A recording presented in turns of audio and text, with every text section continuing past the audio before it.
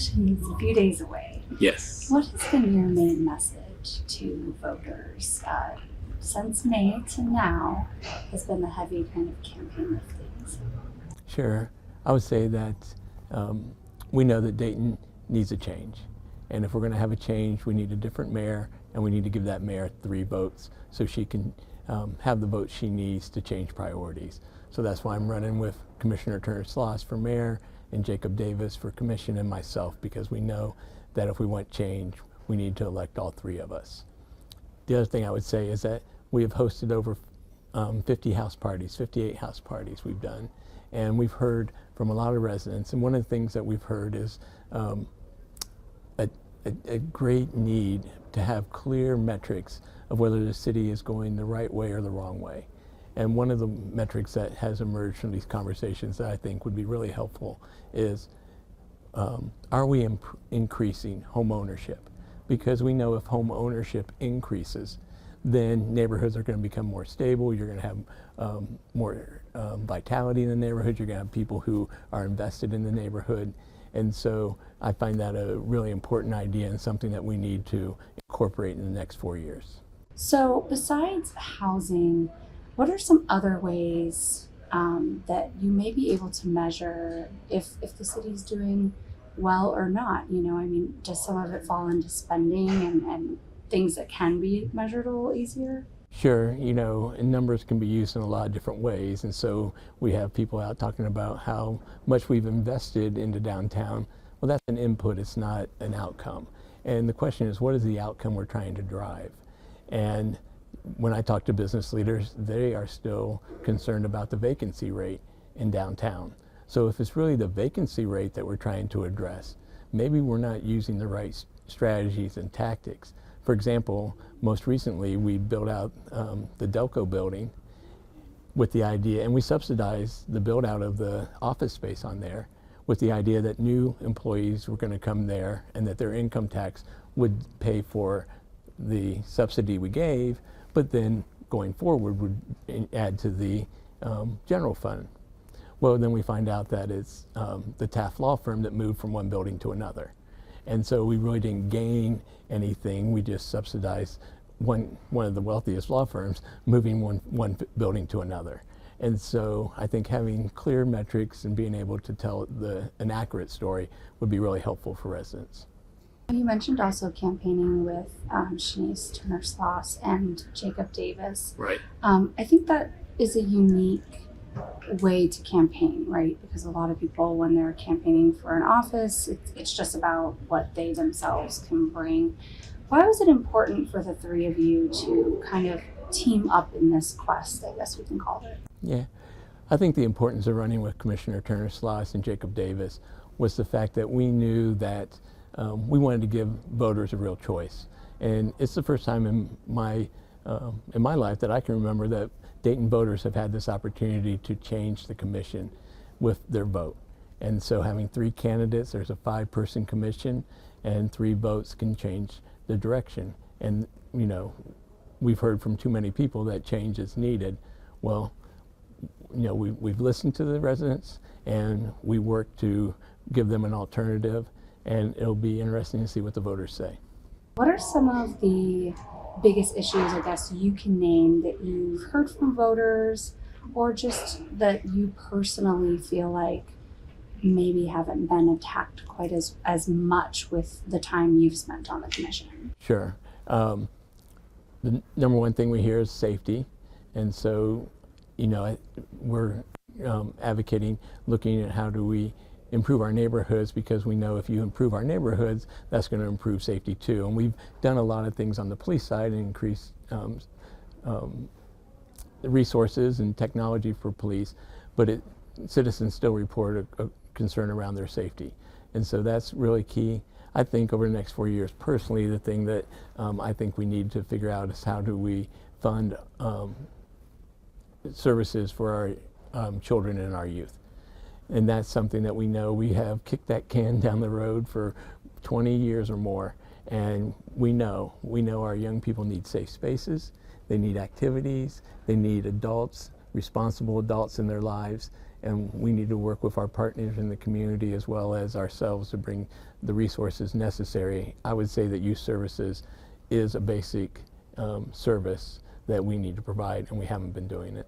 I know there's a longer term plan with Cure Violence coming in, training members of the community who can also then train others in conflict management and things like that.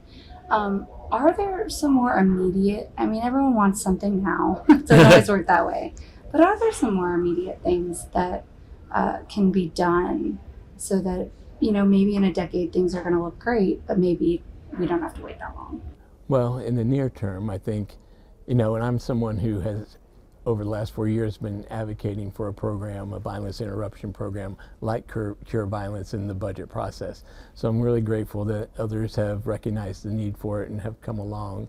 And I would say that over the summer we did an initiative with our young people. We used our Youth Works program, and we paid some young people to learn how to be peace ambassadors, and we taught them de-escalation skills and conflict management skills, and it was successful. And I have suggested that we take that same model and look at training some of our students who are on the RTA buses and who pass through the hub and create peace ambassadors there. I would advocate for students who are using the Belmont Library to be trained to be peace ambassadors here at the main library, so that we can start creating that culture and start giving our young people the resources they need to be citizens within our community. Unfortunately, and one of the reasons I like running with my team, Jacob Davis has this great phrase. He calls it the race to know. I couldn't even get the suggestion out before the mayor told me that I needed to talk to the school board, and that just shocked me, because I don't know when our students stop being our students. In my mind, they never stop being our students, and so whether they're in school or not in school, they are our youth, and we have an opportunity to work with them and value them, respect them, and provide services for them. Do you think the current political climate has made people tune out more on a local level, or tune in more from just what you're gauging in your engagement with voters? Yeah, I would say that people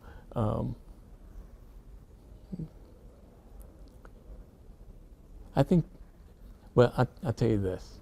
In the house parties, one of the things we found were people coming in who weren't particularly engaged in local politics, but they came in and we listened to them. We asked questions, you know, what do you like about Dayton? What's your Dayton gem? What's a frustration you have? If you could wave a magic wand, what would you change about Dayton?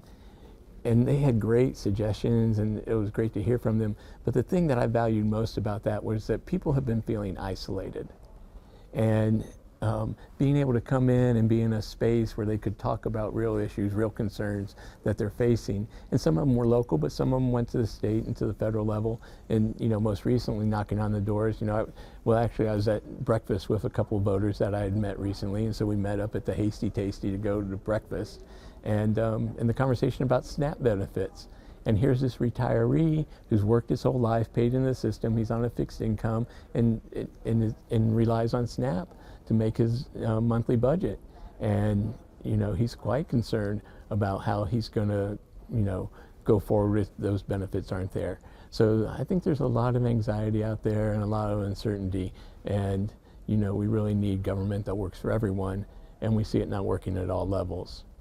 Local communities still have to address concerns that may be caused by something like SNAP benefits being out. I was just out yesterday and did a story on how the community, you know, how food pantries and others are kind of working to meet the need or the expected need, you know. So how important is it to not only be able to work like with the county and state leaders as a city, but also be able to react to what may be happening at a higher level that you can't control, but making sure that it doesn't impact your community quite maybe as badly?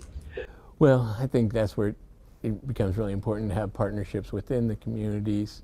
You know, I think things can go two ways, quite frankly. It can be that people have scarcer and scarcer resources, and people start to close in on themselves and become isolationist and want to protect what they have. But it also could be a moment where we saw after the unfortunate tragic shooting in Oregon District, where the community rallied and it was Dayton strong, or the way we responded after the tornadoes. And right now I'm starting to see a glimpse of that. I mean, some of our supporters are social workers, and they're starting to put the word out to collect items, and they know how to get those distributed to people who are vulnerable. At the Hasty Tasty, the waitress came up and said, "Hey, do you have some suggestions where I can donate?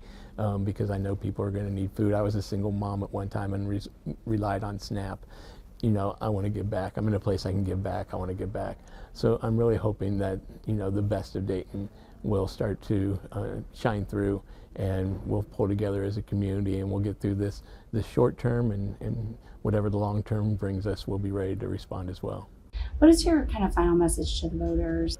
I'm a Dayton kid. I grew up in Belmont, and for whatever reason, God's put it on me to make a difference in my community. And I've done that for over 40 years. So whether it's as an elected official, or whether it's as a volunteer, whether it's chaplain at Dayton Children's Hospital, or leading some other effort, I'm going to be involved working to make life better here in Dayton for my neighbors and my family and myself.